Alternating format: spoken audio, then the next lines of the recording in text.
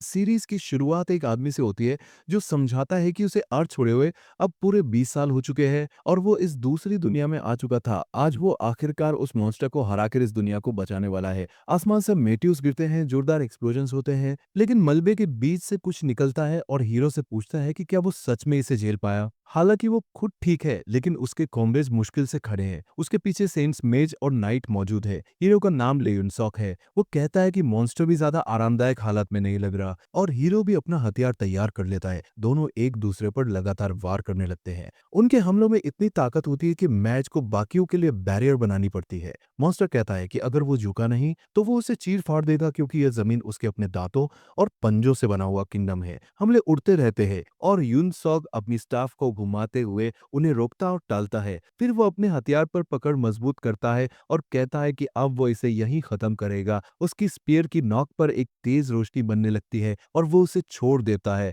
इसे paradoxical फंताजम flame कहा जाता है, जो अपने पीछे की हर चीज को चीरता हुआ निकल जाता है। वो मॉन्स्टर को संभलने का मौका दिए बिना आगे बढ़ता है और सीधे उसकी ओर डैश करता है। दोनों एक दूसरे पर चिल्लाते हुए जगह जगह उछलते हैं और उनकी लड़ाई से आसपास की जमीन तबाह हो जाती है। मॉन्स्टर बाएं हाथ से अपरकट मारता है, जिससे हीरो रोक तो लेता है, लेकिन वो पीछे उड़ जाता है और उसकी आंख पर भी खरोंच आ जाती है। मॉन्स्टर कहता है कि ऐसा कमजोर हमला उस पर खरोंच तक नहीं छोड़ सकता, लेकिन यूनाच उसे बताता है कि वो इतना भी कमजोर नहीं था, क्योंकि उसने उसका घमंड जरूर काट दिया है। लेकिन इस बार आग और भी ज्यादा चमकदार होती है। फिर हम देखते हैं कि मॉन्स्टर का क्राउन जमीन पर गिर जाता है। हीरो ने आखिरकार उसे काबू में कर लिया होता है। मॉन्स्टर कहता है कि उसे नहीं लगा था कि इस दुनिया में कोई इंसान उसे चुनौती दे पाएगा। यूनसॉक कहता है कि वो आखिरी पल तक भी बेकार की बातें कर रहा है, लेकिन अब फर्क नहीं पड़ता, क्योंकि भले ही वो गिरे, उसका शरीर जमीन में समा जाएगा और एक दिन वो फिर लौट आएगा। मगर तभी उसे एहसास होता है कि ऐसा नहीं हो रहा है, क्योंकि उसका अस्तित्व मिटाया जा रहा है। यूनसॉक कहता है कि शायद वो हैरान है कि उसकी रेजरेक्शन काम नहीं कर रही। वो बताता है कि ये आग उसकी खास क्षमता है, पैराडॉक्सिकल फैंटाज्म फ्लेम। आम आग जहां ऑक्सीजन से जलती है, जैसे एगो, रीजन और मेमोरीज। उसने सुना था कि मॉन्स्टर सदियों से बार बार जिंदा हो रहा है, लेकिन अब ये खत्म हो गया है, क्योंकि जो अभी जल रहा है वो उसका अस्तित्व खुद है। मॉन्स्टर हंसते हुए कहता है कि भले ही उसका समय आ गया हो और भले ही वो मिट जाए, फिर भी उसे कभी उस हीरो के रूप में याद नहीं किया जाएगा जिसने दुनिया को बचाया है, क्योंकि जिन लोगों को वो कमरास कहता है वे इस वक्त उसकी मौत की दुआ कर रहे हैं। यूनसोक कहता है कि उसे ये पता है। सेंट कहते हैं कि वो उसकी बातों पर भरोसा न करे, लेकिन यूनाच कहता है कि सेंट रोज उसे बहकाती थी, कहती थी कि वो उसे प्यार करती थी, जबकि असल में वो उसे आउटसाइडर समझ करती थी, ताकि जब हंट खत्म हो और उसे मारने का वक्त आए तो हीरो उस पर हमला करने में हिचकिचाए। वह सेंट से पूछता है कि क्या वो उसकी बात सुन पा रही है। हम देखते हैं कि वो गुस्से से भर जाती है। वो कहता है कि बाकी दो भी ऐसी ही है।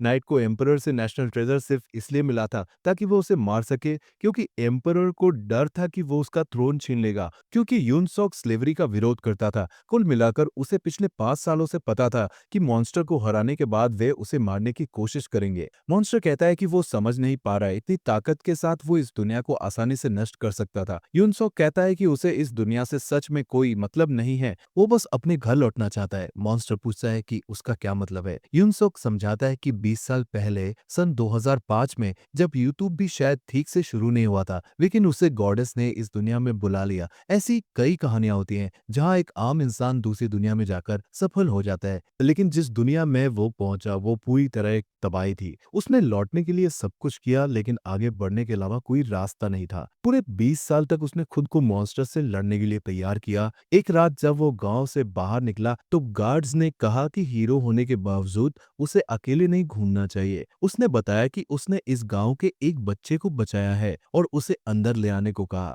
लेकिन उन्होंने कहा कि वो बच्चा वैसे भी मर जाएगा और दवाइयां बर्बाद करना बेकार है। यूनसक कहता है कि यह दुनिया इतनी बेरहम थी कि लोग घायल को बचाने के बजाय मुंह फेर लेते थे, और इससे भी बड़ी समस्या यह थी कि यहाँ की मेडिकल और हाइजीन हालत बिल्कुल मिडिल एजेस जैसी थी। एक मामूली इन्फेक्शन पर पैर काट देना उनके लिए आम बात थी और हीलर्स भी काम नहीं आ सकते थे, क्योंकि सबको युद्ध में कुछ प्रीस्ट चिल्लाते हुए यूनाक से पूछते हैं कि मॉन्स्टर द्वारा उठाए गए बच्चे को वो कैसे वापस लाया। वो कहता है कि मॉन्स्टर से भी ज्यादा डरावनी चीजें थी। वे घिनौने लोग जिनके पास ह्यूमन राइट्स का कोई मतलब नहीं था और जो लोगों को पोसेस समझकर खंभों पर जला देते थे। उसने ये सब पूरे 20 साल झेला और आखिरकार उसे सभी मॉन्स्टर्स के पीछे मौजूद असली मॉन्स्टर को हरा दिया। नाइट कहता है कि अब जब वे पकड़े गए हैं तो उन्हें राहत महसूस हो रही है, लेकिन वे उसे जिंदा नहीं छोड़ सकते। यूनसोक कहता है कि उसे इस दुनिया से सच्ची नफरत है। नाइट समझ जाता है कि उन्होंने एक मॉन्स्टर को हराते हराते एक नया मॉन्स्टर पैदा कर दिया है। यूनास गहरी सांस लेता है और कहता है कि उसने अपना कर्तव्य पूरा कर दिया है, और गॉडेस से कहता है कि वो अपना वादा निभाए। लाल आसमान खुद अलग होने लगता है और एक सुनहरी रोशनी नीचे उतरती है। गॉडेस कहती है कि उसने बहुत मेहनत की है और उसके प्रयासों से मॉन्स्टर हार गया है। यूनसोक उससे कहता है कि उसे याद रखना चाहिए अनुभव, और यहाँ तक कि उसकी आत्मा भी पूरी तरह सुरक्षित रहेगी। वो मुस्कुराते हुए पूछती है कि क्या वो इस दुनिया से सच में इतनी नफरत करता है, क्योंकि उसने इतनी ताकत हासिल कर ली है कि वो उसे भी चुनौती दे सकता है। लेकिन अगर वो अर्थ लौट गया तो हीरो के रूप में उसकी सारी उपलब्धियां मिट जाएंगी। यूनसोक हंसते हुए कहता है कि वो नाटक करना बंद करे, क्योंकि वो जानता है कि वो खुद भी खुश है कि वो वादा निभाकर इस दुनिया को छोड़ रहा है। वो कहती है कि ऐसा इसलिए है क्योंकि अब इस दुनिया को किसी मॉन्स्टर की जरूरत नहीं है। वो बस ये जानना चाहती है कि क्या उसे सिर्फ एक ही चीज चाहिए, और वे है उस दुनिया में वापस जाना जिसे वो जानता था, और बस वही। वो कहती है कि वो समझती है। वो अपने जख्मी हाथों को देखता है और कहता है कि ये बदहाल दुनिया अब आखिरकार खत्म हो गई है। एक सुनहरी रोशनी उस पर उतरने लगती है और वो कहती है कि वो किसके शरीर में जा रहा है। वो कहती है कि वो विस्तार से नहीं बता सकती है, लेकिन वो शरीर जल्द ही मरने वाला था, मगर अगर उसमें वो गया तो वो जिंदा रहेगा। वो कहता है कि जब तक वो अर्थ लौट सकता है उसे फर्क नहीं पड़ता कि वो शरीर मरने के लिए तय था, क्योंकि चाहे उसका भविष्य कितना भी मुश्किल क्यों ना हो, वो यहाँ की किसी भी चीज से ज्यादा खुश रहेगा। जैसे ही वो आंखें खोलता है वो छत की ओर देखता है और पूछता है कि क्या वो सच में वापस आ गया है। अब पूरे 20 साल हो चुके हैं और वो एक आम नागरिक युचान सॉक के शरीर में आ चुका है। वो उठकर बैठता है और कहता है कि वो खुश है कि उसे अब उस दूसरी दुनिया के कमीने लोग नहीं दिख रहे, और कम से कम वो अब अपनी जिंदगी फिर से जी सकता है। वो शीशे में देखता है और कहता है कि अब से यही उसका चेहरा है, लेकिन वो अर्थ वापस आकर बेहद खुश है। वो नल के पास दौड़ता है और साफ पानी देखता है। वो सोचता है कि यही असली जादू है और मेजेस बेकार है। फिर वो बर्नर चालू करता है और कहता है कि अब उसे ना तो लकड़ी काटनी है, न ही आग जलानी है। तभी उसे पास में कुछ चिकन दिखता है और वो कहता है कि उसे इसकी भी बहुत याद आ रही थी और फ्राइड चिकन सबसे बढ़िया है। वो एक पल रुककर उसे काटता है और कहता है कि ये इतना स्वादिष्ट है कि उसे रोना आ रहा है और उसे इसकी बहुत याद थी। ये सब चीजें वो पहले हल्के में लेता था, लेकिन अब वो फिर से अपनी साधारण जिंदगी शुरू कर सकता है। लेकिन तभी हम देखते हैं कि शहर में दूर कहीं एक लाल रोशनी की किरण उठ रही है। वो कहता है कि उसे यही उम्मीद थी, क्योंकि जब वो दूसरी दुनिया में था तब भी यहाँ समय आगे बढ़ता रहा, लेकिन फिर भी यह उस दुनिया जितना भयानक नहीं होगा, चाहे उसे यहाँ ढलने में कितनी भी परेशानी क्यों न हो। वो नहाने जाता है और कहता है कि वो कितना खुश है कि यहाँ बिना किसी मेहनत के गर्म पानी मिलता है और एक ही बटन से ठंडी हवा भी आ जाती है। यहाँ तक कि साफ और चमकता आसमान भी उस बदबूदार दूसरी दुनिया से कहीं बेहतर है, और उसे अब स्टारक्राफ्ट खेलना शुरू करना चाहिए। तभी एक मॉन्स्टर खिड़की पर उछल कर आता है और वो डर कर पीछे गिर जाता है। वो पूछता है कि ये आखिर क्या है। तभी न्यूज ब्रॉडकास्ट चलने लगता है जिसमें कहा जाता है कि इस परिसर में एक इरोजन जोन बन गया है। यूनसॉक पूछता है कि ये क्या होता है और घोषणा होती है कि सभी लोग जल्दी से अंडरग्राउंड शेल्टर में चले जाएं। वो सोचता है कि आखिर चल क्या रहा है, लेकिन समझ जाता है कि हालात बुरे हैं, क्योंकि चारों तरफ मॉन्स्टर्स की भरमार हो जाती है। वे शीशे पर थपथपाने लगते हैं और वो जल्दी से बाहर की ओर भागता है। बड़ी मुश्किल से उनसे बच पाता है। सीढ़ियां चढ़ते हुए वो पीछे देखता है। हम देखते हैं कि वे खिड़की के किनारे लटका हुआ है, जबकि मॉन्स्टर्स उसके पास से निकल जाते हैं। वह वापस ऊपर चढ़ता है और कहता है कि अच्छा हुआ वो उनसे बच निकला। तभी उसे एक छोटा बच्चा दिखता है। यूनसॉक कहता है कि यहाँ खतरनाक है और उसे जल्दी शेल्टर जाना चाहिए, लेकिन बच्चा पूछता है कि क्या उसने देखा कि मॉन्स्टर्स कहाँ गए, क्योंकि वो उन्हें मारने जा रहा है, और पूछता है कि क्या वो उसके साथ चलना चाहता है। यूनसॉक पूछता है कि क्या ये बच्चा दिमाग से ठीक है, और उसके बाल देखकर कहता है शायद नहीं। हमें पता चलता है कि अर्थ को ऐसा बने हुए अब 13 साल हो चुके हैं। बच्चा यूनाथ से कहता है कि वो कभी शेल्टर नहीं जाएगा और यूनसॉक उसे अकेला नहीं छोड़ सकता। वह संक्षेप में बताता है कि एरोजन जोन एक ऐसा रास्ता होता है जहां से मॉन्स्टर्स निकलते हैं और किसी को नहीं पता कि वे क्यों आते हैं, कब आते हैं या कहाँ आएंगे। बच्चा कहता है कि यही सच है। यूनसॉक आ भरते हुए कहता है कि वो उस नरक जैसी दुनिया से लौट कर आया और अब अर्थ खुद एक जिंदा नरक बनता जा रहा है। ये सब बहुत ज्यादा है। वो सोचता है कि गॉडेस ने ऐसा क्यों किया। बच्चा पूछता है कि क्या उसे सच में कुछ भी नहीं पता, और यूट्यूब पर कहा गया था कि वो कुछ समय अमेरिका में रहा था। बच्चा पूछता है कि कैसे वहां के प्रेसिडेंट को अपनी बेटी को चुपके से कोरिया भेजने की कोशिश में इम्पीच कर दिया गया था, और यूट्यूब पर कहा गया था कि वो कोरिया नहीं आ सकता। वे बातें करते रहते हैं और यूनाच पूछता है कि वो हंटर का नाम क्या था जिसे वो पसंद करता है। बच्चा कहता है कि उसका नाम लेयुन है और वो जनाबी गिल्ड में है, दुनिया में 10वें नंबर पर रैंक्ड है। उसका मुख्य हथियार एक ग्रेट स्वॉर्ड है और अभी वह चरवन में एक इरोजन ज़ोन सँभाल रही है। यूनसॉक कहता है कि अच्छा हुआ विषय बदल गया, लेकिन वो सोचता है कि आम इंसान मॉन्स्टर से कैसे लड़ रहे हैं, क्योंकि दूसरी दुनिया में ऐसा नहीं था। बच्चा कहता है कि उसे उसकी ग्रेट स्वॉर्ड बहुत पसंद है। यूनसॉक उसके मुँह पर हाथ रख देता है जब बच्चा उसे उसके यूट्यूब वीडियोज़ के बारे में और बताने लगता है। यूनसुक कोने से झांकता है और कहता है कि वहाँ कई मॉन्स्टर्स हैं, गिनती के हिसाब से 5, लेकिन छिपे हुए को मिलाकर 6। किस्मत से उसकी फिजिकल स्ट्रेंथ औसत से ऊपर है और वो कई दुश्मनों से लड़ने का आदी है।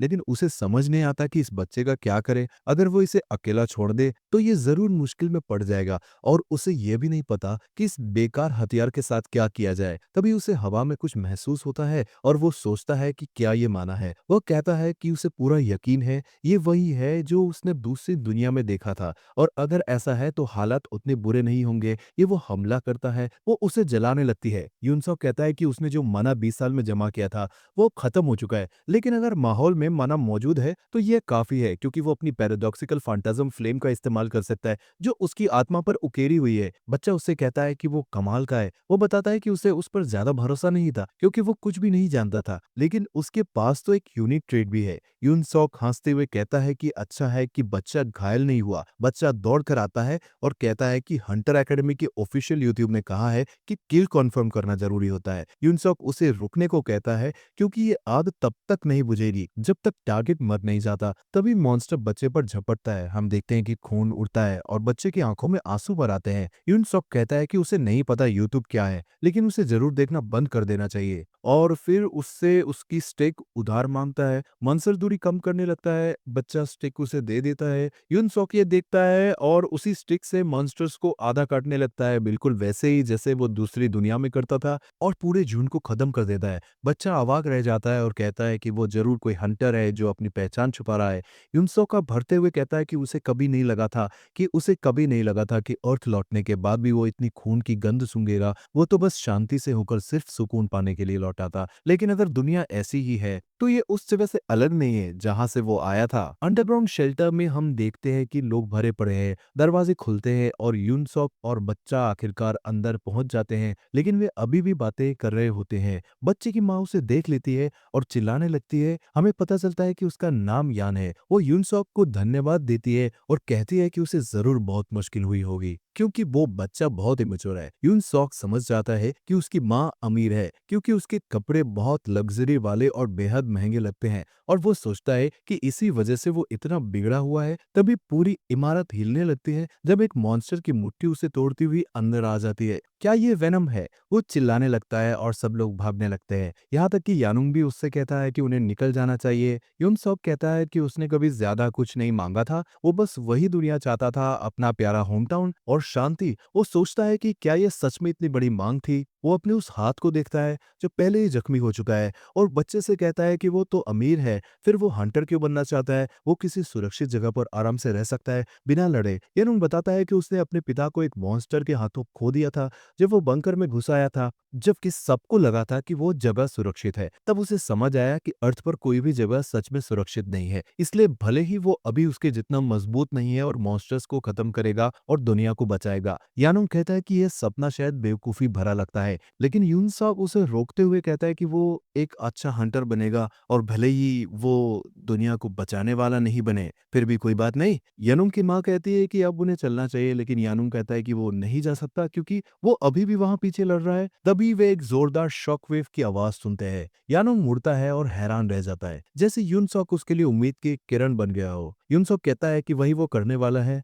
दुनिया को बचाना वही बेहतर कर सकता है जिसने इसे पहले भी किया हो, क्योंकि दूसरी बार यह आसान होता है। यूनक कहता है कि वह अपने पिछले जीवन के ज्ञान से उस अनुभव से बच निकला, और भले ही उसने उस बच्चे से वादा किया था कि वह दुनिया को बचाएगा, लेकिन उसने असल में कुछ भी नहीं किया। वह बस लीग खेलता रहा है और उसे यह बहुत आसान लगता है। वो बताता है कि उसने सबके सामने बहुत जोश के साथ कहा था कि वह दुनिया को बचाएगा क्योंकि वो ये काम पहले भी कर चुका है, लेकिन उसका ये जोश ज्यादा दिन नहीं टिका। उसने पहले ये सब सिर्फ इसलिए किया था क्योंकि उसे अर्थ की रोजमर्रा की चीजों की याद आती थी और अब सब कुछ बस एक टच की दूरी पर है और दुनिया को बचाना अब हंटर्स का काम है। वो अपना फोन खोलता है और देखता है कि वह पूरी तरह कंगाल हो चुका है। वह बताता है कि उसके शरीर का असली मालिक चांसोक एक लॉजिस्टिक्स वर्कर था और कंपनी ब्रीच के कारण दिवालिया हो जाने से उसे सेवरेंस पे मिल रहा था। ब्रीच वही कहलाता है जब मॉन्स्टर्स बाहर निकलते हैं, लेकिन अब वो सेवरेंस पे भी खत्म हो चुका है। उसने नई जॉब ढूंढने की कोशिश की, लेकिन अब लगभग कोई नॉर्मल हायरिंग नहीं हो रही। ज्यादातर कंपनीज लगातार ब्रीचेस की वजह से बंद हो रही हैं और उसे जिंदा रहने के लिए जॉब चाहिए। लेकिन उसे समझ नहीं आ रहा है कि क्या करे। तभी वह हंटर बनने के बारे में सोचता है, क्योंकि इस फील्ड में उसे काफी अनुभव है। इसलिए वह एसोसिएशन की तरफ जाता है। कुछ लोग बहुत एक्साइटेड होते हैं। हम एक आदमी को अपने दोस्तों से कहते हुए सुनते हैं कि वो आदमी एक साधारण हंटर बनने के लिए कुछ ज्यादा ही एक्साइटेड है। आजकल सिलेक्शन एग्जाम सिर्फ दिखावे के लिए रह गए हैं। बस अगर किसी में यूनिक ट्रेड की हल्की सी झलक भी दिख जाए तो उसे चुन लिया जाता है और सब एक जैसे ही होते हैं। अदर बस छोटे मोटे लोग वे बातें कर ही रहे होते हैं कि एक औरत अंदर आती है, उनमें से एक से टकरा जाती है। वो आदमी गुस्से में पूछता है कि वो खुद को समझती क्या है और वो कोई और नहीं बल्कि वही सन होती है जिसके बारे में यानुम बात कर रहा था। सब सोचते हैं कि क्या उसकी गिल्ड सच में किसी को खुद स्काउट करने आई है। टैबलेट पर एक औरत का नाम हान होता है और उसका एट्रीब्यूट लाइटनिंग होता है। सन सोचती है कि क्या वो बैटरीज चार्ज कर सकती है। तभी उसका एक असिस्टेंट गार्ड कहता है कि वे हंटर कैंडिडेट है, जनरेटर नहीं। उसकी एबिलिटी संभालने की स्किल्स टॉप नॉच है, इसलिए वह कई जगह काम की साबित होगी। लेकिन दूसरा आदमी कहता है कि हंटर कॉम्बैट ही असली चीज है। एकेडमी में भले ही कोई स्टैंड आउट करे, लेकिन रियल कॉम्बैट में फेल होने के कई केसेस होते हैं। सोन उसे एक ट्रीट देते हुए कहती है कि वही तो वो कहना चाह रही थी। उनके लिए फील झेलना बहुत मुश्किल होता है, लेकिन ऐसे को एडजस्ट होने में जरूर थोड़ा समय लगेगा। वो बस सोचती है कि क्या उसके लिए एक हफ्ते के लिए दूर रहना ठीक रहेगा। लेकिन जैसे भी हो, उसे जो काम मिला है उसे पूरा करना ही होगा और वो उम्मीद करती है कि साना उसकी मार्केट वैल्यू बढ़ा दे ताकि वो रिक्रूटमेंट के लायक बन सके। अनाउंसर कहता है कि ये कैंडिडेट दिलचस्प है। वह एकेडमिक ग्रेजुएट भी नहीं है, वो सिर्फ एक नॉर्मल आदमी है। ये पहले कभी नहीं हुआ। वो सोचता है कि उसमें कितना साहस है जो वो स्टेज पर खड़ा है और वो कोई और नहीं बल्कि यानसक है, तो वह भी उसे वही कहेगा। अनाउंसर बताता है कि रूल सिंपल है। वे प्रोवाइडेड वेपन्स के अलावा कोई पर्सनल वेपन इस्तेमाल नहीं कर सकते और फैटल वुंड्स देना या ओपोनेंट को मारना मना है। यून सॉक कहता है कि चूंकि उसने हंटर बनने का फैसला कर लिया है, तो सबसे पहले उसे उस दुनिया को बचाना है जो बर्बाद होने वाली है। दूसरा, वो बस अच्छा खाना और अच्छी जिंदगी जीना चाहता है। उसका ओपोनेंट कहता है कि ये बकवास है, लेकिन यूनसाक समझाता है कि उसे रिक्रूट होने के लिए यहाँ अच्छा करना होगा।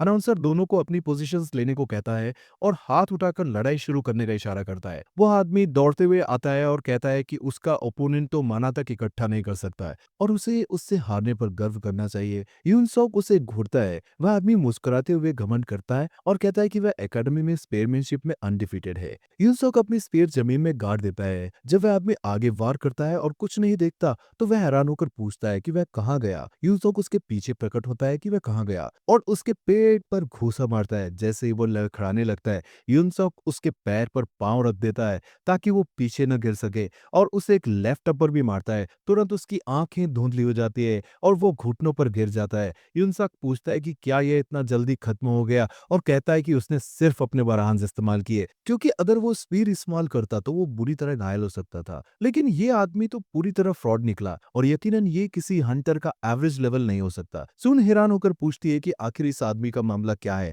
वो तो बस एक लॉजिस्टिक्स एम्प्लॉय था। उसका गार्ड कहता है कि उसके शरीर में लगभग सोल था और इतनी ताकत निकालने के लिए उसे बहुत समय तक मना जमा करना पड़ता, लेकिन उसने ऐसा नहीं किया, तो इसका मतलब यह अलग है। सोन उसे कैंडी देते हुए कहती है कि चुप रहो। वो बिना किसी दबाव के कैंडी खा लेता है। वह कहती है कि वो आदमी जानबूझकर मना जमा नहीं कर रहा, लेकिन पूछती है कि ये संभव कैसे है। लेकिन अपनी स्किल साबित करने के लिए उसे इसे डिसाइसिवली खत्म करना होगा। वह आदमी फिर से उठने लगता है। यूनाक उसके पास जाता है और कहता है कि आराम से रहे, ये फैटल नहीं होगा। डर के मारे वो आदमी हाथ ऊपर कर लेता है और फिर से मार खाता है और एक ही लड़ाई में दूसरी बार बेहोश हो जाता है। यूनसोक को विनर घोषित किया जाता है और लोग उसके बारे में बातें करने लगते हैं। सुन चारों तरफ दूसरी रिक्रूटर्स को देखती है जो अभी भी बातें कर रहे होते हैं। वो कहती है कि जब सब डिस्ट्रैक्टेड है तो उसे ये मौका लेकर उसकी रियल स्किल्स देखनी चाहिए। उसका गार्ड पूछता है कि वो कहाँ जा रही है। वो कहती है कि उसे एसोसिएशन के प्रेसिडेंट से मिलने जाना है। यूनसॉक एक के बाद एक फाइट करता रहता है सिर्फ बैर हैंड से। वो कहता है भले ही ये रुकी सोजो अभी हंटर बने हैं, फिर भी ये बहुत ज्यादा कमजोर है। चाहे कितने भी मैचेस हो जाएं, सब बेकार ही है। वह सोचता है कि एकेडमी में आखिर सिखाते क्या है, क्योंकि यहाँ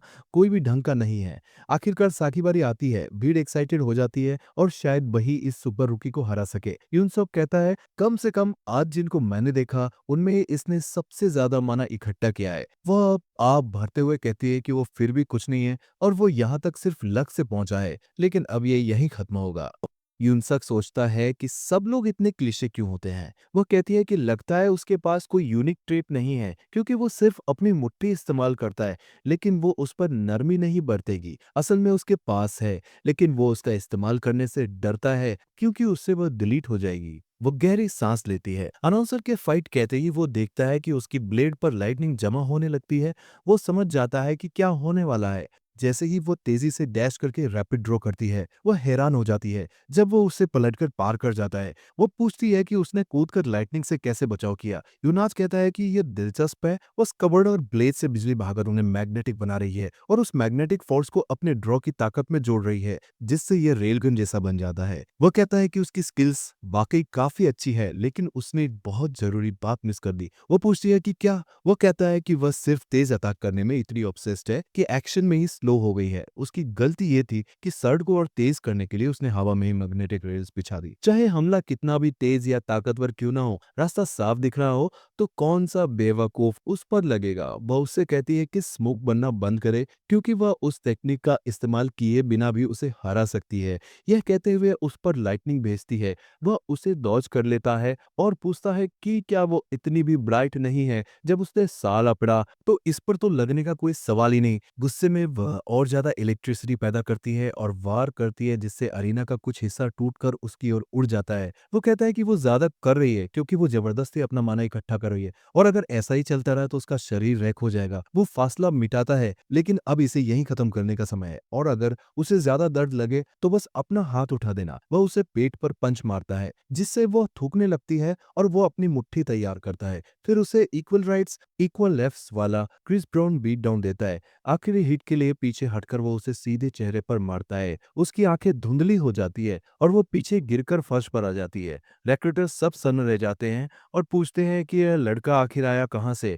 यनसॉक कहता है कि वो बाकियों से जरूर बेहतर थी, लेकिन इतनी जल्दी गिर जाना इस बात का सबूत है कि वो माना पर बहुत ज्यादा निर्भर थी और फिजिकल ट्रेनिंग को नजरअंदाज कर गई। वह सोचता है कि क्या वो सच में उठने वाली है, लेकिन वो कांपते हुए अपना हाथ उठा देती है। उसे याद आता है कि उसने उसे यही करने को कहा था और वो हंस देता है। एसोसिएशन का एक और मेंबर अनाउंसर के पास दौड़कर जाता है और उसके कान में कुछ फुसफुसाता है। अनाउंसर सबको बताता है कि टूर्नामेंट शेड्यूल बदल दिया गया है और चांसों को ब्रेक लेना चाहिए। वो हैरान होता है क्योंकि उसे लगा था कि सब खत्म हो गया है, लेकिन अनाउंसर कहता है कि कुछ ही पलों में विनर और एक प्रोफेशनल हंटर के बीच मैच होगा। यह प्रेसिडेंट की स्पेशल परमिशन से संभव हुआ है। ऑडियंस से इंटरेस्ट पूछा जाता है। सुन के गार्ड समझ जाते हैं कि उसने सच में यह कर दिया। यूंसा कहता है कि ओपोनेंट पहले से ही मॉनिटर्स पर दिख रहा है, सिर्फ ऑडियंस उसे देख सकती है, और उनकी रिएक्शन देखकर लगता है कि वो काफी स्किल्ड है और वे उसकी एबिलिटीज वेरीफाई करना चाहते हैं। और चाहे यहाँ हो या दूसरी दुनिया में, कुछ चीजें नहीं बदलती। अपनी ब्लेड घसीटते हुए वो कहती है कि उसे पता है ये थोड़ा रूड हो सकता है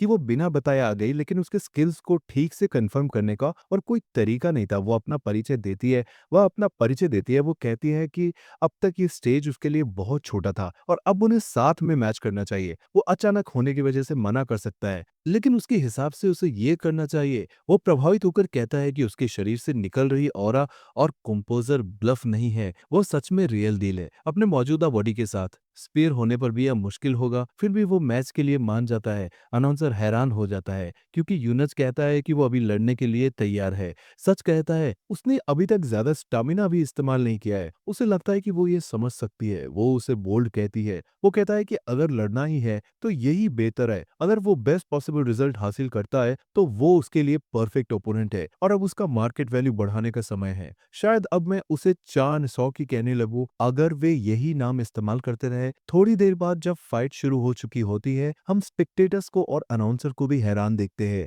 बस मेटल के टकराने की आवाज सुनाई देती है। जब सन भारी स्विंग के साथ हमला करती है, शन सोक उसे ब्लॉक करता है और कहता है कि किसी वुमन में इतनी पावर होना पागलपन है। वो उसे थोड़ा पीछे धकेल देता है और डिस्टेंस बना लेता है। वह कहता है कि शुरुआत के मुकाबले अब उसकी स्पीड काफी गिर चुकी है, लेकिन ऐसा नहीं है कि कोई ओपनिंग्स नहीं है। वो कहती है कि उसे लगा था कि अब उसे आखिरकार वार्म अप करने का मौका मिलेगा, लेकिन शायद वो पहले ही बहुत एग्जॉस्टेड हो चुका है। फिर भी उसने अच्छा किया, क्योंकि उसने सोचा था कि वो सिर्फ 5 मिनट टिकेगा। उसे सच में उम्मीद नहीं थी कि वो 30 मिनट तक टिकेगा। वो अपना स्टांस चौड़ा करती है, कहती है कि अब वह उसे आराम देगी। चांसोक कहता है कि उसने जो मना इकट्ठा किया है वह लगभग नॉन एग्जिस्टेंट है और एटमॉस्फेयर में भी मना बहुत कम है। वो गहरी सांस लेता है और कहता है कि वो इसका इस्तेमाल नहीं करना चाहता था, लेकिन अब उसके पास कोई चॉइस नहीं है। उसे अपनी पैराडॉक्सिकल फैंटेज्म फ्लेम इस्तेमाल करनी होगी। वह उसकी आंखों में देखती है और समझ जाती है कि वह कुछ करने वाला है, फिर भी वह हमला जारी रखती है। वह डिस्टेंस बनाता है और वो कहती है कि उसने इतनी इंटेंसिटी से स्विंग किया था कि वो अनअवॉइडेबल होना चाहिए था। फिर भी वह पूछती है कि यह आखिर है क्या। जैसे ही वह फैंटाज्म फ्लेम इस्तेमाल करता है, वो अपने शरीर को उससे ढक लेता है और कहता है कि जैसा कि उसके कपड़ों के इंटैक्ट रहने से सब देख सकते हैं। ब्लेजिंग फायर के उलट यह फिजिकल मैटर को नहीं जलाती, इसके बजाय हर फ्लेम किसी स्पेसिफिक एब्स्ट्रैक्ट कॉन्सेप्ट को फ्यूल बनाकर जलती है। वो ईगो या रीजन जैसे हाई इग्निशन पॉइंट वाले कॉन्सेप्ट जला सकता है। इसलिए अब जो कॉन्सेप्ट वो जलाने वाला है वो वही है जो उसने आज बहुत ज्यादा इकट्ठा किया है। वो इस बार चार्ज करता है और वो महसूस कर लेती है कि वो और तेज हो गया है। वो कहता है कि अब वो असल में फटीग को ट्रेड ऑफ कर रहा है। वो कहती है कि ये सच में एक पागल स्किल है। वो पूछती है कि उसने इतनी जल्दी रिकवर कैसे कर लिया, और उनकी ऑल आउट ब्रॉल जारी रहती है। वह सोचती है कि आखिर हो क्या रहा है, क्योंकि हवा में मना डेंसिटी कभी थिक और कभी, जबकि एरेना की सेटिंग्स बदली ही नहीं है। लेकिन चांसोक समझाता है कि जैसे आग मटर को जलाते समय हीट छोड़ती है, वैसे ही पैराडॉक्सिकल फैंटाज्म फ्लेम अब्स्ट्रैक्ट कॉन्सेप्ट्स को जलाते समय माना छोड़ती है। वह इसका इस्तेमाल करता है, उसे इग्नाइट करने के लिए माना चाहिए, और फिर फ्लेम्स उसकी फटीग को जला देती है, जिससे दोबारा माना रिलीज होता है। यह सच में एक एंडलेस साइकिल है। दूसरे शब्दों में उसकी स्पेशलिटी एक वार ऑफ एट्रिशन है, जहां वो ओपोनेंट की हील से चिपका रहता है, क्योंकि उसके पास लगभग इन्फिनिट स्टेमिना पूल है। हालांकि इसकी भी लिमिट्स है। एक बार लड़ाई शुरू होने के बाद वो कभी पीछे नहीं हटता। फिर वो उससे पूछता है कि क्या उसे परसिस्टेंट लोग पसंद है, और वो कहती है कि उसे उनसे नफरत है। वह समझाता है कि बर्निंग के बाद आशीष बचती है, और एक बार जब वे आश बन जाती है तो उन्हें दोबारा जलाया नहीं जा सकता। उसी तरह उसकी फंताजम फ्लेम भी आश जैसी रेजिड्यू छोड़ती है। सब कुछ जलकर खत्म हो जाता है और सिर्फ आश बचती है। फिर फ्लेम गायब हो जाती है। वह कहती है कि ये 4 घंटे और 20 मिनट थे और वो काफी देर तक टिका रहा। वो सोचती है कि क्या वो अब भी जारी रखना चाहता है। वो कहता है, ना, मैं लोकी इससे थक गया हूँ, अब मैं फॉरफिट कर रहा हूँ। सोन को विनर घोषित किया जाता है। वह इस बार एक बड़ा सा कैंडी निकालती है। उसके गार्ड्स हैरान हो जाता है। वो कहती है कि उसने काफी मेहनत की, इसलिए वो उसे यह दे रही है, और उसने उसके अंदर अपना बिजनेस कार्ड भी रखा है। वो पूछता है कि monkey LLC team 3 partner Hunter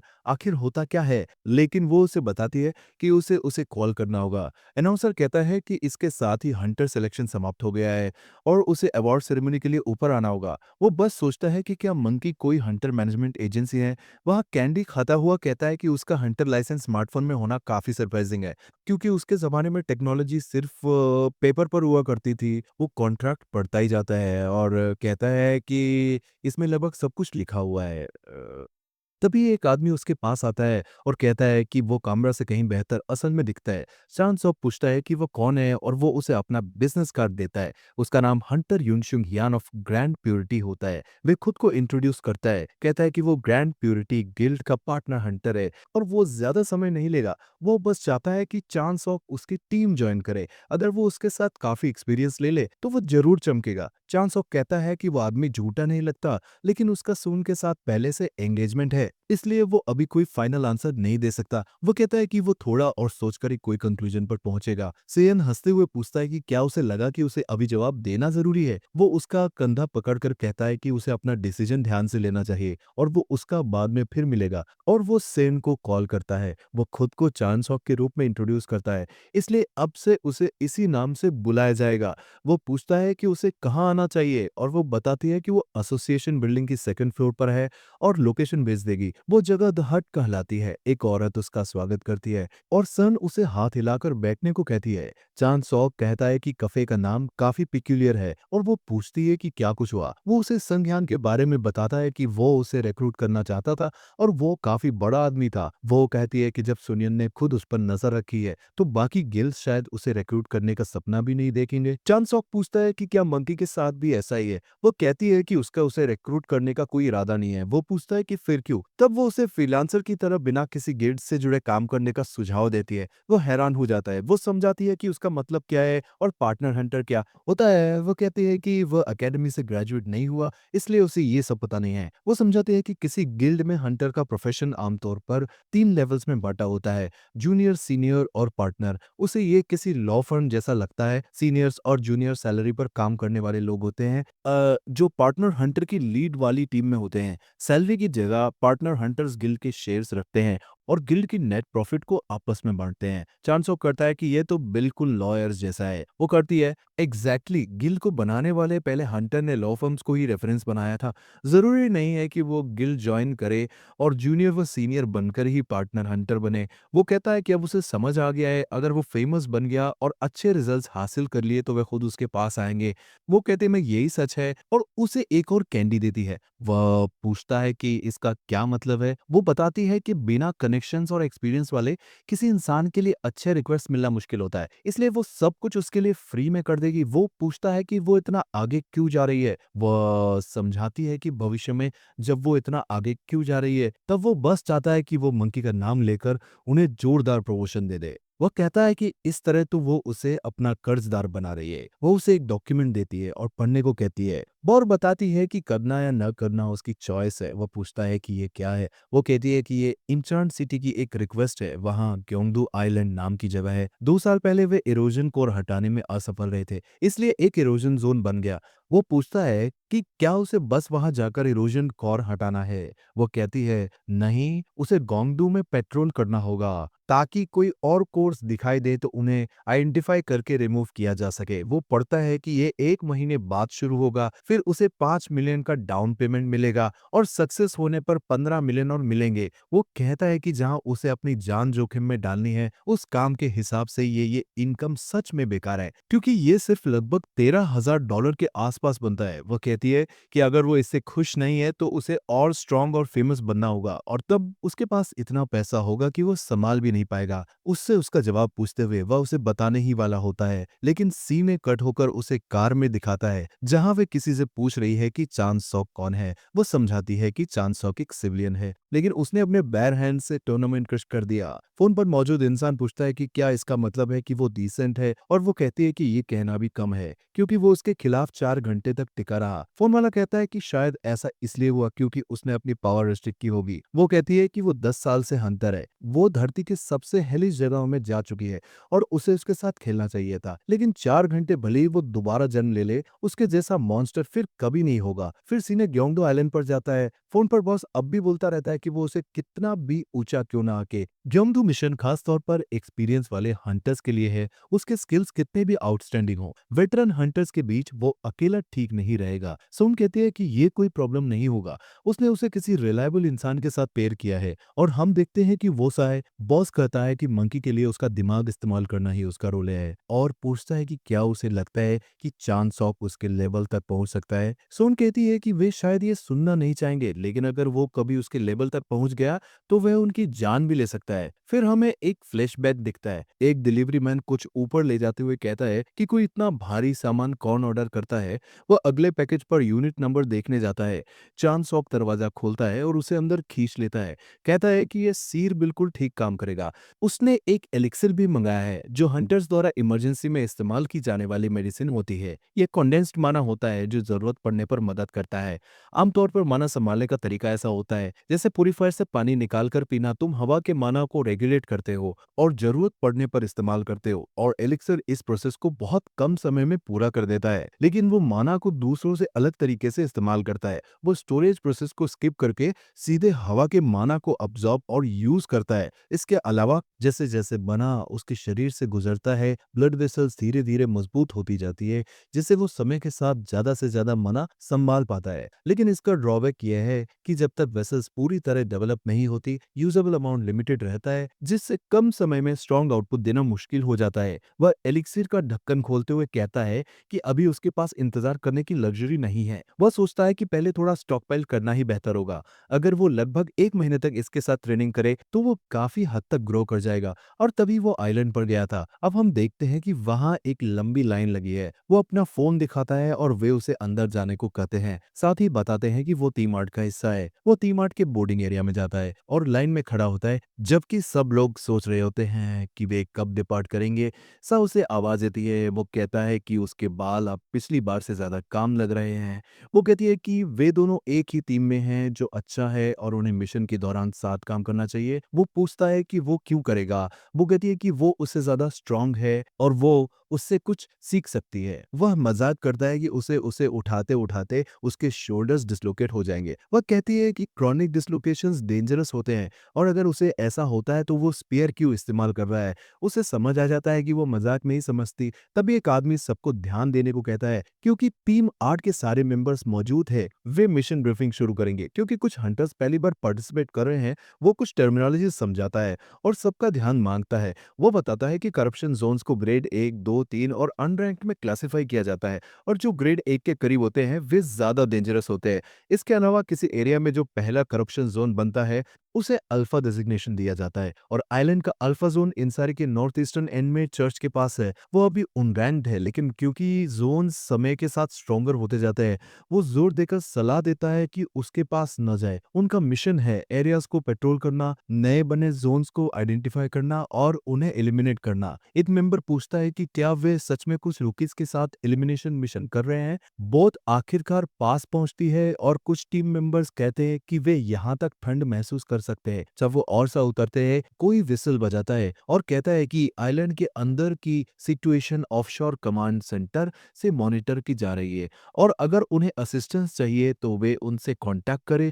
फिर वे हंटर्स को बेस्ट ऑफ लक कहता है। टीम के लोग प्लान बनाना शुरू करते हैं। वे एक हफ्ते के अंदर दोनों एरियाज कवर कर पाएंगे। सब लोग मुड़कर देखते हैं कि वो क्या कह रहा है। वो कहता है कि उन्हें हागासा में बास से सेटअप करना चाहिए और उसे ही सेंटर बनाकर ऑपरेट करना चाहिए। कुछ मेंबर्स पूछते हैं कि वो कौन है, क्योंकि उन्होंने उसका चेहरा पहले नहीं देखा और ये भी कि उसने उस जगह को ही क्यों चुना। वो समझाता है कि वहां से वे अपना टारगेट देख सकते हैं और पहाड़ की चोटी से दूसरा टारगेट भी दिखाई देता है। वहां पुराने मंदिर की इमारतों के अवशेष भी है, इसलिए वे उन्हें लॉजिंग की तरह इस्तेमाल कर सकते हैं। उसे लगा कि ये तो ऑब्वियस है और पहाड़ चढ़ने के बाद वे घिर सकते हैं। वो कहता है कि वे हजारों दुश्मनों से नहीं लड़ रहे, तो पहाड़ को सराउंड कैसे करोगे। वे कहते रहते हैं कि वे बिना एक्सपीरियंस वाले हंटर को फॉलो नहीं करना चाहते। चेनसॉक सोचता है कि हर दुनिया में ऐसे लोग होते ही हैं। आखिरकार वे जंगल से गुजरने लगते हैं। हम देखते हैं कि सा चांद सॉक के पीछे चल रही है और उसके साथ कोई और भी है। चांद सॉक कहता है कि उसका माना सॉन्ग से भी ज्यादा है। हमें पता चलता है कि उस लड़के का नाम किम मिंजे है। चांद सॉक उससे पूछता है कि वो उनका पीछा क्यों कर रहा है। मिंजे कहता है कि ये दोनों का पहला मिशन है और उसे दो रुकीज को अलग अलग काम करते छोड़ने की चिंता हो रही थी। चांद सॉक उसे धन्यवाद देता है, कहता है कि कम से कम यहाँ एक तो डिसेंट इंसान है। फिर वो कुछ महसूस करता है और अचानक रुककर उन्हें वेट करने को कहता है। वे पूछते हैं क्या हुआ। वे उन्हें चुपचाप पीक करने को कहता है। वे देखते हैं कि वहां गॉब्लिन्स का एक ग्रुप घूम रहा। मिंजे कहता है कि उन्हें उन्हें अवॉइड करना चाहिए क्योंकि वे बहुत ज्यादा है, कम से कम 50। चांसॉक उन्हें काम रहने को कहता है और पूछता है कि उसका ट्रेड क्या है। मिंजे पूछता है कि क्या वो सच में लड़ने वाला है, उसे पागल कहते हुए। चांसॉक कहता है कि हंटर के लिए लड़ना नेचुरल है और फिर पूछता है उसका ट्रेड क्या है। वो कहता है फायर। फिर चांसॉक पूछता है कि उसकी सबसे कॉन्फिडेंस स्किल क्या है। वो कहता है फायरबॉल। चांसॉक उसे बताता है कि सिग्नल मिलने पर पहला अटैक लॉन्च करना है। मिंजे हैरान हो जाता है और साफ पूछती है कि उसे क्या करना है। मिंजे को यकीन नहीं होता कि वो भी इसके साथ चल रही है। वो कहता है कि ये रेकलेस है, 3 बनाम 50 और ये दोनों का पहला मिशन है। वह फिर सजेस्ट करता है कि उन्हें दूसरे हंटर्स को रेडियो करना चाहिए। चांद सोक कहता है कि वे टाइम पर नहीं पहुंच पाएंगे। दूसरे हंटर्स कोस्ट लाइन के पास सर्च कर रहे हैं। कोई गारंटी नहीं है कि कॉल सुनकर भी वे तुरंत आएंगे और अगर वे वेट करते रहे और मॉन्स्टर्स फैल गए तो वे दूसरे हंटर्स के लिए थ्रेट बन सकते हैं। मिंजे मानता है कि वो सही है। चांद सॉक कहता है कि इसका मतलब है कि उन्हें यहीं और अभी डील करना होगा और डिसएडवांटेज की सिचुएशन में उन्हें अम्बुश चाहिए। वह जल्दी से प्लान समझाता है। वह जब वो ऐसा करेगा फिर वो सा को भी उसका रोल बताता है। मिंजे सोचता है कि प्लान बहुत प्रिसीज है, हर पॉसिबिलिटी को ध्यान में रखा गया है। उसे लगता है जैसे वो कोई एक्सपीरियंस वेट हो जो सालों से लड़ रहा हो। उसे समझ नहीं आता कि वो असल में कौन है। मॉन्स्टर्स बेखबर बैठे रहते हैं। मिंजे दीवार के पास से कूदकर अपना फायरवॉल लॉन्च करता है। वो एक गॉब्लिन पर एक्सप्लोड होता है और वो जिंदा जलने लगता है। मिंजे चान सॉक को बताता है कि अगला फायरवॉल कास्ट करने से पहले उसे थोड़ा समय चाहिए। चान सॉक कहता है कि ठीक है, जब रेडी हो तब फायर करना। मिंजे कहता है अंडरस्टूड। चान सॉक आगे बढ़ते हुए कहता है कि कॉम्बैट में वो एफिशिएंसी को सबसे ज्यादा वैल्यू देता है और मैक्सिमम एफिशिएंसी के लिए रोल डिवीजन जरूरी है।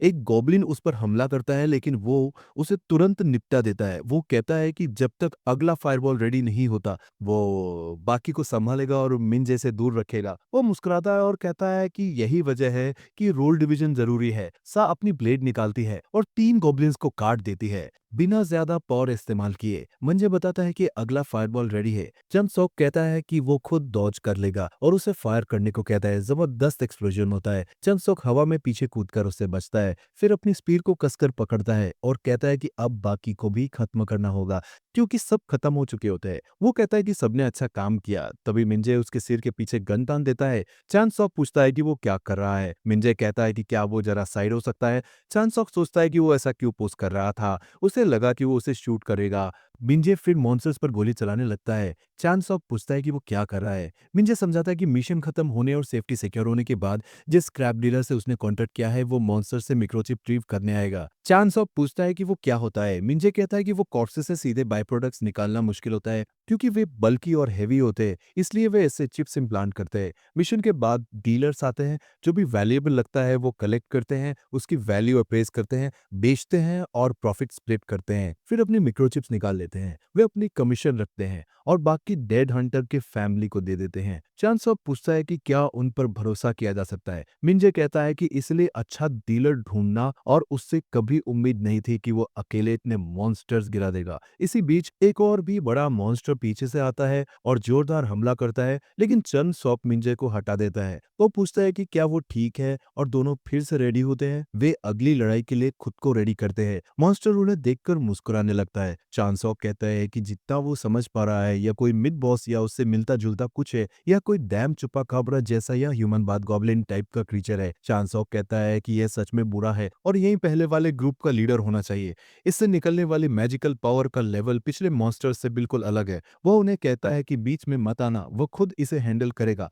अगर ये उनके पीछे पड़ गया तो वे बिल्कुल भी एस्केप नहीं कर पाएंगे। सा और मिंजर कहते हैं कि अगर वे साथ मिलकर लड़े तो टाइम लेकर किसी ओपनिंग में पीछे हटकर सिचुएशन रिपोर्ट कर सकते हैं, लेकिन चांस कहता है कि वो खुद को रिपीट नहीं करेगा, उन्हें पीछे हटना होगा, नहीं तो बॉडी बैग में घर जाना पड़ेगा। उन्हें ठंडक सी महसूस होती है। वह कहता है कि बेहतर है वो इसे अकेले संभाले। वह अपने फंताजम फ्लेम को आलाइज की चिंता किए बिना इस्तेमाल कर सकता है और इसे जल्दी खत्म कर सकता है। फिर वो मॉन्स्टर से कहता है कि शुरू करो, हम टेरेन टूटने की आवाज सुनते हैं क्योंकि वो खतरे में लग रहा है। सा कहती है कि जरूरत नहीं है, भले ही वह पीछे हटता हुआ दिख रहा हो, लेकिन अब तक उसे एक भी बार हिट नहीं लगाए। हर बार जब वो एनिमी को पीस करता है तो उससे निकलने वाली ब्लैक फ्लेम्स उस पर चिपक जाती है।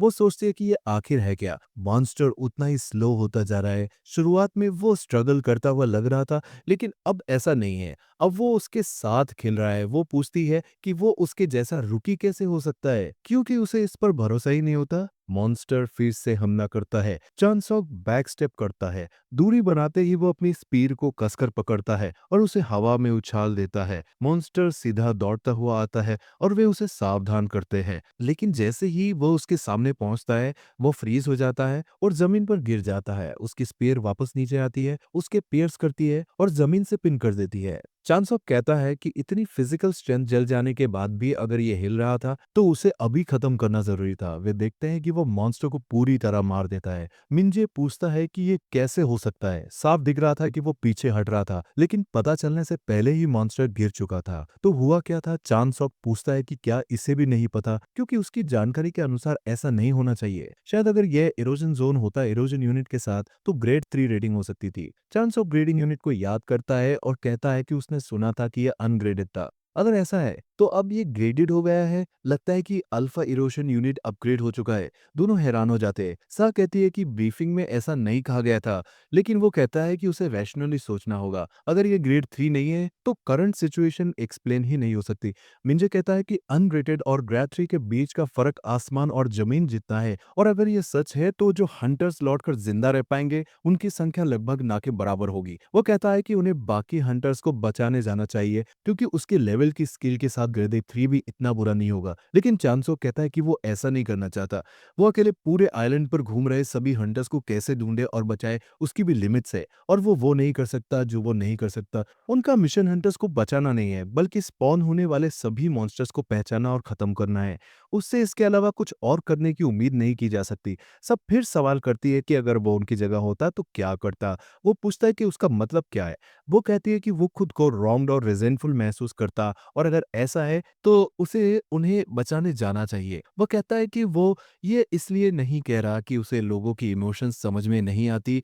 वो रिजल्ट्स की बात कर रहा है। इस दुनिया में इनएविटेबल डेथ्स भी होती है। ऐसी मौत का सामना करते समय चाहे उसके मन में कोई भी विचार या भावना हो, वो मर ही जाएगा। वो होपलेस सिचुएशन में वेवरिंग नहीं करना चाहता, और क्योंकि ऐसी माइंडसेट के साथ इस दुनिया में सर्वाइव नहीं किया जा सकता। वे उस अबैंडन बिल्डिंग तक पहुंचते हैं जिसे उसने बेस बनाने के लिए बताया था। वो कहता है कि बिल्डिंग खाली है और मॉन्स्टर्स का कोई निशान भी नहीं है। सा कहती है कि यह फॉर्चुनेट है। चांसक मिंजे से पूछता है कि क्या उसने कुछ नोटिस किया। मिंजे कहता है कि बहुत अंधेरा है, कुछ खास दिख नहीं रहा, लेकिन अच्छी बात यह है कि वो लाइट्स देख सकता है जो बाकी हंटर्स की पोजीशंस है।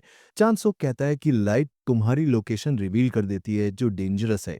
अगर केवल स्मॉल फ्राई हो तो ज्यादा फर्क नहीं पड़ेगा, लेकिन अगर पहले वाले बड़े मॉन्स्टर जैसा कुछ आ गया तो ये बहुत बुरा होगा। इसीलिए वह वार्निंग मैसेज भेजने का फैसला करता है। वह उन्हें उस मॉन्स्टर के बारे में बताता है जिससे वे अभी लड़े थे, और ये भी कि शायद वो ग्रेड 3 बन रहा है। बिंजे सिचुएशन समझाने के लिए एक डायग्राम बनाता है। चांसोक कहता है कि अगर वे यूनिट का कोर एलिमिनेट कर दे तो सारे क्रीचर्स गायब हो जाएंगे। मिंजे कहता है कि ये सही है। यूनिट से निकलने वाली एनर्जी के बिना जोन भी गायब हो जाएगा। चांसॉक कहता है कि ये काफी सिंपल है और अब यही उसका गोल है। सा को नींद आने लगती है और मिंज भी सो जाता है। चांसॉक एक इक्विपमेंट वहां छोड़ देता है। कहता है कि अगर कोई मॉन्स्टर पास आएगा तो ये अलार्म बजा देगा, मतलब अब उसे आगे जाने में कोई दिक्कत नहीं होनी चाहिए।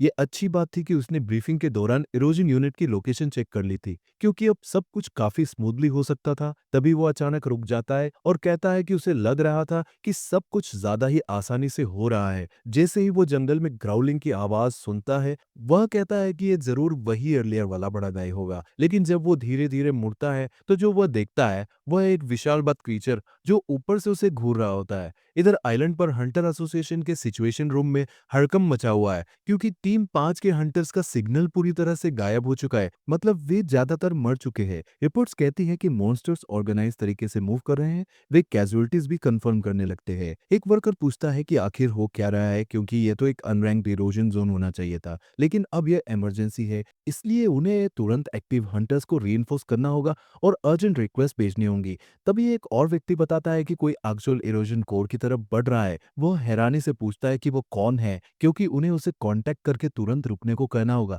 वो आदमी बताता है कि जो वहां जा रहा है वो कोई और नहीं बल्कि चांसोक है। उसे पहचान लेता है, वही जिसने सबसे पहले जोन के अपडेट को पहचाना था। वह कहता है कि तुरंत उसके टर्मिनल से कनेक्ट करो और कंफर्म करो कि वो जिंदा है, क्योंकि ऐसा इरोजन कोर अपडेट पहले कभी कंफर्म नहीं हुआ है। अगर ऐसा है तो वही पहला इंसान था जिसने इसे समझा, और अब वो सीधे कोर की तरफ जा रहा है। मतलब शायद उसे जवाब पता है। वे कनेक्ट करते हैं और स्क्रीन पर मॉन्स्टर को चांसॉक का पीछा करते हुए देखते हैं। चांसॉक कहता है कि ये चीज उसकी सोच से कहीं ज्यादा फास्ट है। वह टीम पर चिल्लाने लगता है कि उन्होंने ठीक से इन्वेस्टिगेशन क्यों नहीं की, और कैसे उन्हें यह पता नहीं चला कि उनकी रैंकिंग गलत थी। वो सबको जमकर फ्लेम करता है। वे आपस में बहस करते हैं कि उसे म्यूट कर दे, लेकिन कम से कम यह कंफर्म हो गया कि वो जिंदा है। वो कहता है कि इसका करंट फैंटाज्म फ्लेम इतना पावरफुल नहीं है कि सीधे स्ट्रॉन्ग इंडिविजुअल्स को मार सके। मजबूत दुश्मनों के लिए उसे पहले फ्लेम से उनकी हेल्थ कम करनी पड़ती है और फिर स्पीड से खत्म करना पड़ता है। लेकिन ये बास्तर बिल्कुल भी स्लो होने वाला नहीं है। ऊपर से दिन में उस जायंट बद से लड़ते समय उसने उसने आइलैंड से बहुत ज्यादा माना खींच लिया था, इसलिए वह यूजुअल से काफी कमजोर है। वो आइलैंड छोड़ भी नहीं सकता, इसलिए उसे यही आइलैंड पर कोई ऐसी जगह ढूंढनी होगी जहां से वो माना ड्रॉ कर सके। उसे आगे कुछ दिखाई देता है और वो कहता है कि उसे मिल गया। वो उसी दिशा में जा रहा था जहां माना सबसे डेंस था। जैसे ही वो पोर्टल में कूदने लगता है। वह जायंट बैट डॉग जैसी चीज भी उसके पीछे आने लगती है। वह ऊपर देखकर कहता है कि उसे पेस से बनाए रखना होगा, फिर उसे टॉन्ट करता हुआ उसी में कूद जाता है। सिचुएशन रूम में रिपोर्ट आती है कि उसका सिग्नल लॉस्ट हो गया है, मतलब वो कोर के अंदर घुस चुका है। अंदर पहुंचकर वो कहता है कि यह उसकी सोच से बिल्कुल अलग है। पहले कहा गया था कि अनरैंक्ड और ग्रेड 3 वाले इतनी तेजी से फैलते नहीं है।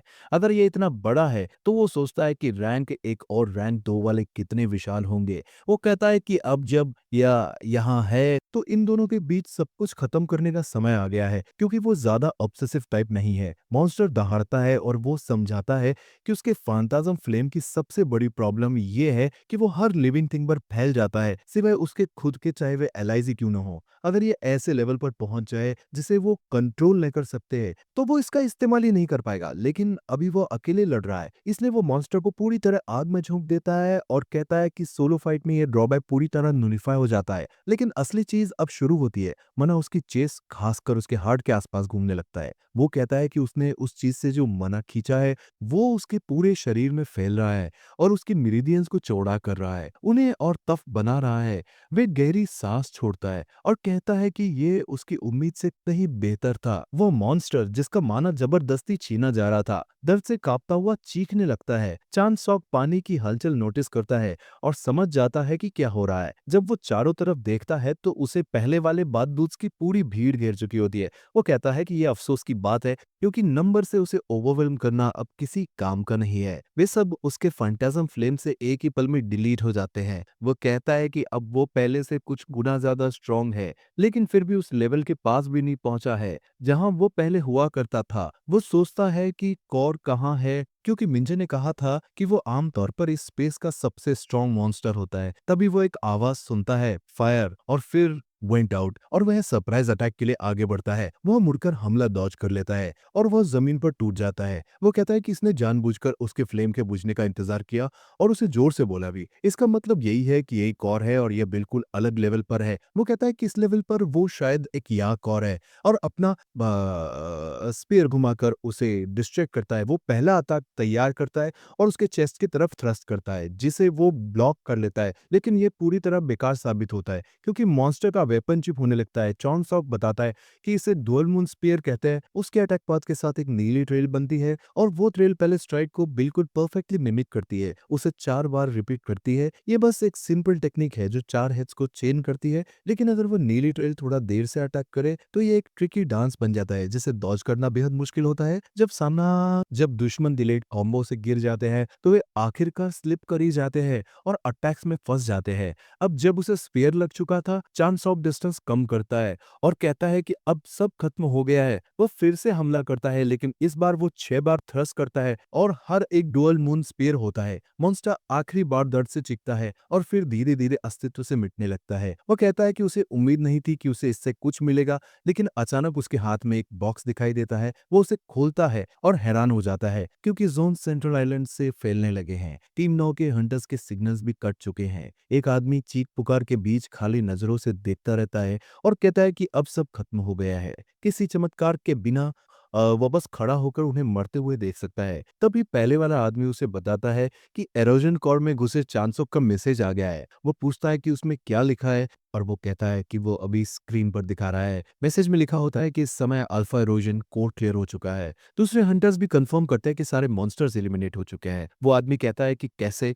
हम चांसोक को आसमान की तरफ देखते हुए देखते हैं और वो कहता है कि अभी हवा बहुत अच्छी लग रही है। बाहर की तरफ हम देखते हैं कि सॉन्ग की लाइटनिंग से ढेर सारे बाद मॉन्स्टर्स चीर दिए जा रहे हैं। वह पूरी ताकत से लड़ रही होती है, यहाँ तक कि उसकी कलाई थकान से कांपने लगती है। उसे अपनी स्वॉर्ड को पकड़ने के लिए दोनों हाथों का सहारा लेना पड़ता है। वो कहती है कि दिन के मुकाबले अब उनकी संख्या कहीं ज्यादा था और ऊपर से चांस ऑफ भी गायब हो गया था। मिंजे उसकी पीठ से पीठ लगाकर खड़ा होता है और पूछता है कि क्या उसे लगता है कि वे जिंदा बाहर निकल पाएंगे, क्योंकि उनकी बिल्डिंग पूरी तरह तबाह हो चुकी है। वो कहती है कि मिंजे पहले ही अपनी लिमिट पर पहुंच चुका है और उसे खुद भी नहीं पता कि वो और कितनी देर टिक पाएगी। असली खतरा बिग बैड नहीं, बल्कि ये छोटे छोटे लोग हैं। वे और ज्यादा उग्र हो जाते हैं। वो गैप क्लोज करने जाती है, लेकिन महसूस करती है कि उसके पैरों में सेंसेशन खत्म हो रही है और वो गिरने लगती है। मिंजे उसका नाम चिल्लाता है, लेकिन वो खुद भी डिस्ट्रैक्ट होने का मौका नहीं रख सकता। क्योंकि एक मॉन्स्टर उस पर भी हमला करने आता है। चारों तरफ अजीब सी खामोशी छा जाती है।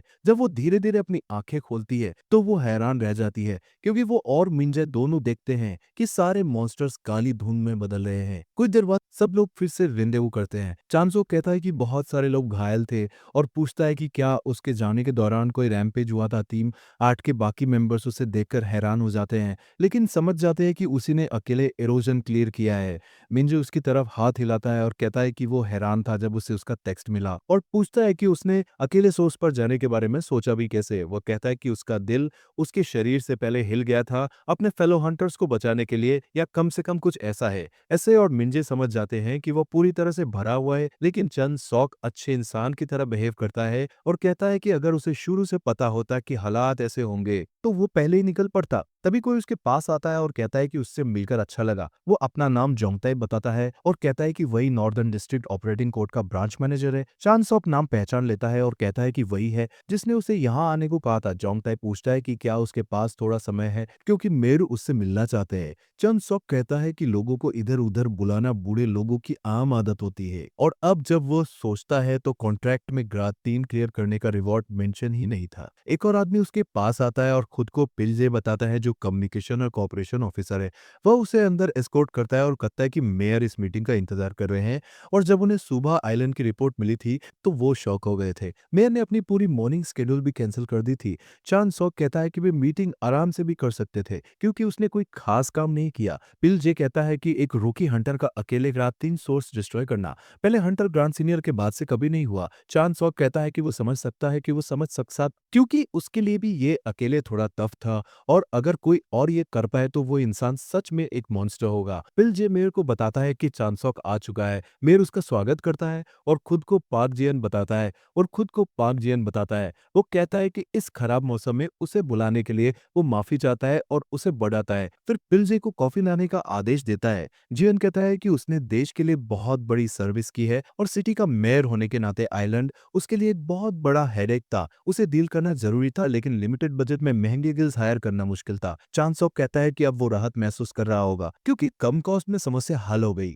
ज्ञान कहता है कि बिल्कुल, और यही वजह है कि उसने ऐसा कहा, और यही भी सुना कि ये उसका पहला रिक्वेस्ट था। चांसॉक कहता है कि हाँ। ज्ञान कहता है कि यह सोचकर उसे गर्व है कि इतना शानदार इंसान अपनी जर्नी उनकी सिटी से शुरू कर रहा है। वो देश के बारे में कुछ भाषण देता है और बताता है कि यहाँ का एयरपोर्ट इंसान कैसे अनगिनत लॉजिस्टिक्स संभालता है और कैसे आसपास की इंटरनेशनल सिटीज में इतने फॉरेन इन्वेस्टर्स आते हैं कि उन्हें चुनना मुश्किल हो जाता है। सिटी में बहता हुआ भारी फंड उन्हें बड़ी मात्रा में रिसोर्सेज देता है, और वो एक हंटर के रूप में उसके रास्ते को सुनिश्चित करेगा। उसका रास्ता स्मूथ और सक्सेस से भरा हुआ होगा। चांस को याद आता है जब वो जांगताई के साथ कार में था और उसने उससे पूछा था कि वो हंटर बनने का मकसद क्या है। चांस कहता है कि अगर कोई टॉयलेट से क्लॉग हो जाए तो किसी न किसी को जाकर उसे साफ करना ही पड़ता है। जांगताई कहता है कि वो आगे चलकर बहुत फेमस हो जाएगा क्योंकि केपेबल हंटर्स को हर कोई पसंद करता है। उसके साथ बहुत सारे कमर्शियल्स और ऐसी ही दूसरी चीजें भी आएंगी। चांस सॉक कहता है कि उसे लग रहा है कि वो इस बात से वरीड है कि फेम उसे बिगाड़ देगा, लेकिन जांगताई कहता है कि ऐसे कई केसेस होते हैं जहां प्रॉमिसिंग हंटर्स नशे में चूर हो जाते हैं। एक तरह से ये नेचुरल है। सीजफायर लाइन के ठीक उस पार डेंजरस मॉन्स्टर्स इरोजन जोन्स में घूम रहे हैं, और कोरिया यहाँ आसपास की इकलौती सेफ जगह है, इसलिए इसे सैंक्चुअरी भी अब कैपिटल से प्रभावित हो रही है। इस बार उसने जो अचीव किया है वो ट्रेमेंडस है, और मुश्किल हालात में फंसे बहुत से लोग उसमें इंटरेस्ट लेंगे। वो बस चाहता है कि वो होप की एक बीकन बना रहे। चांसॉक कहता है कि उसने सोचा था कि इतनी बड़ी स्पीच देने के बाद वो कितना ऑफर करेगा, बिना कुछ छुपाने की कोशिश किए। दुर्भाग्य से उसके लिए वो बहुत ज्यादा साल जी चुका है और वही जेल चुका है, इसलिए ऐसी बातों से वो प्रभावित नहीं होता। वो जान से कहता है कि अगर वो इतना सपोर्ट दे रहा है तो बदले में उसे जरूर कुछ चाहिए होगा, जैसे गिरती अप्रूवल रेट्स वाले मेयर को दोबारा इलेक्टेड करवाने में मदद करना। ज्ञान थोड़ा हैरान होता है, लेकिन खुद को संभालते हुए कहता है कि वो जानकारी में तेज है। चांसो कहता है कि आजकल स्मार्टफोन्स में सब कुछ होता है। उसे पता है कि उसका टर्म अगले साल की शुरुआत में खत्म होने वाला है, और माहौल देखकर साफ है कि री इलेक्शन की उम्मीद बहुत कम है। जियान कहता है कि वो काफी डायरेक्ट है और सच में इस रिक्वेस्ट में शामिल होने के लिए उसे सिटी हॉल से परमिशन लेनी पड़ी थी। चांसोक कहता है कि पब्लिक नोटिस से अलग ये सच है कि रुकी होने के कारण उसे मेयर की परमिशन चाहिए थी, और अगर वो इसे सही तरह से पैकेज करे तो वो सबको ये कह सकता है कि वो वही टैलेंट है जिसे उसने खोजा। ऐसा लगता है कि वो उसे अपनी कहानी में पिरोकर उसके पकाए हुए खाने का क्रेडिट लेना चाहता है। जीएन आगे कहता है कि पहले बताए गए इंफ्रास्ट्रक्चर की वजह से मेयर होने के नाते उसके कई ओवरसीज और डोमेस्टिक कंपनी से संबंध है। जैसे अभी जो कॉफी ब्रांड वे पी रहे, उसका कॉन्ट्रैक्ट जल्द खत्म होने वाला है और वो उसका चेहरा यहाँ पैकेज कर सकता है। लेकिन इसके अलावा भी बहुत पॉसिबिलिटीज हैं। अनसॉक अपना कप जोर से मेज पर रखता है और कहता है कि शायद वो उसे बहुत चीप समझ रहा है। जान पूछता है कि उसका क्या मतलब है। चांसॉक कहता है हाल की न्यूज देखकर लगता है कि दुनिया किसी नए चेहरे के लिए डिस्परेट है जो इसकी ग्लूमिनेस बदल सके, और वो जो कुछ देने की बात कर रहा है वो सब वो वैसे भी खुद ही ले सकता है। ज्ञान कहता है कि वह उसके लिए सेफ और हाई पेइंग रिक्वेस्ट चुन सकता है और उसे दे सकता है। चांद सॉक कहता है कि ये बहुत ही ऑफल ऑफर है और कॉफी मिक्स मॉडल को उसकी कॉन्ग्रेचुलेशंस भेज दे, क्योंकि लगता है वे अपना कॉन्ट्रैक्ट रिन्यू कर पाएंगे। कहीं और एक ब्रिज के नीचे हम एक आदमी को किसी और के सामने घुटनों पर बैठे देखते हैं। वो कहता है कि आइलैंड टेस्ट एक फेलियर था और सामने वाला आदमी माफी मांगता है। हुड पहना वाला आदमी कहता है कि इसे टाला नहीं जा सकता। घुटनों पर बैठा आदमी कहता है कि एक अच्छी खबर है, क्योंकि उसे हंटर क्वालिफिकेशन एग्जाम से एक क्लिप मिली है। वो कोई और नहीं बल्कि चांद शोक की सोन के साथ लड़ाई होती है। वह आदमी उसे देखते हुए हंसता है और कहता है कि ये काफी इंप्रेसिव है। हमारा ये वाला एपिसोड इधर ही खत्म होता है। अभी तक इसके और चैप्टर्स रिलीज नहीं हुए हैं। जब 10 चैप्टर्स रिलीज हो जाएगा तब आप लोगों को वीडियो भी मिल जाएगा। और हमारा ये वाला एपिसोड आप लोगों को पसंद आया तो लाइक, कमेंट और सब्सक्राइब करना मत भूलना। तो चलिए फिर से मुलाकात होगा और एक नए वीडियो के साथ।